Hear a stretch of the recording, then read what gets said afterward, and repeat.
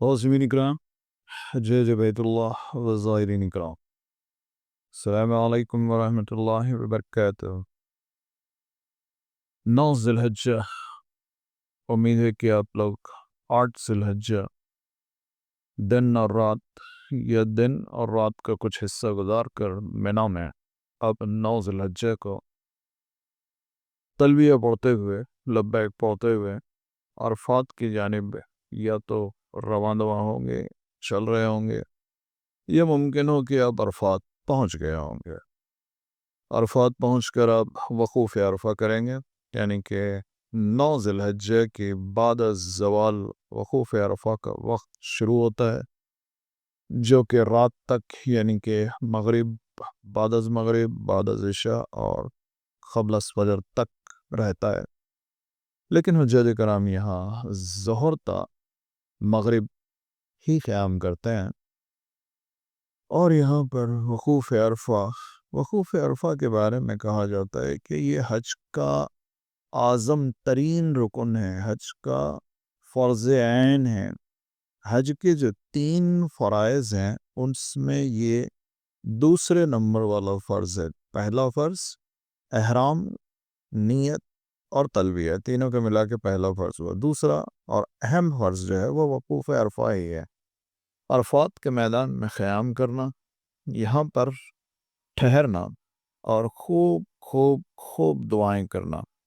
اللہ کے رسول صلی اللہ علیہ وسلم نے اس دن کم و بیش 4.5 گھنٹے کے آس پاس بہت طویل تر دعائیں فرمائی تھیں، امت مسلمہ کے لیے بہت بہت بہت سی دعائیں فرمائی تھیں، اور آپ نے ایک عالمی طور پر جو آج 1400 سال بعد بھی اس کا ایک ایک لفظ، ایک ایک حرف انتہائی گہرائی اور انتہائی معنی رکھتا ہے، وہ خطبہ ارشاد فرمایا تھا۔ میں نے وہ خطبہ بھی دیکھے ہوں گے، آپ کے پی ڈی ایف شیپ میں آلریڈی شیئر کر دیا ہے۔ تو یہاں ذکر و اذکار کریں، وقوف کریں، دعائیں کریں، اور ساتھ ہی ساتھ انتہائی صبر و تحمل کا مظاہرہ کریں۔ ان اللہ مع الصابرین، بے شک یاد رکھیے گا کہ اللہ پاک صبر کرنے والوں کے ساتھ ہے۔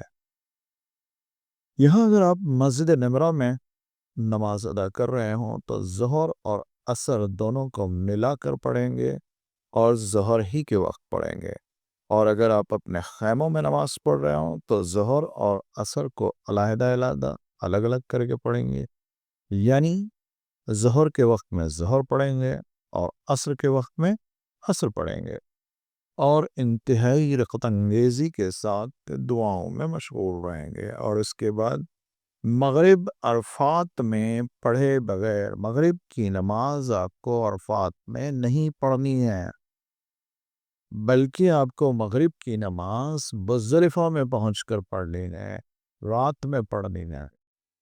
مزدلفہ میں جب آپ پہنچیں گے تو مغرب اور عشاء دونوں کو ملا کر ایک ساتھ، پہلے مغرب اور پھر عشاء، اس طرح سے مزدلفہ میں ادا کریں گے۔ آپ مغرب کی نماز آپ عرفات میں ادا نہیں کریں گے، بلکہ مزدلفہ میں ادا کریں گے، اور عشاء کے وقت میں مغرب اور عشاء دونوں ملا کے ایک ساتھ ادا کریں گے۔ مغرب کی نماز آپ کو عرفات میں پڑھے بغیر ہی مزدلفہ کی جانب روانہ ہونا ہے، اور عشاء کے وقت میں مغرب اور عشاء دونوں کو ملا کر پڑھنا ہے۔ بہت شکریہ، اللہ حافظ، فی امان اللہ، بہت بہت شکریہ، تھینک یو۔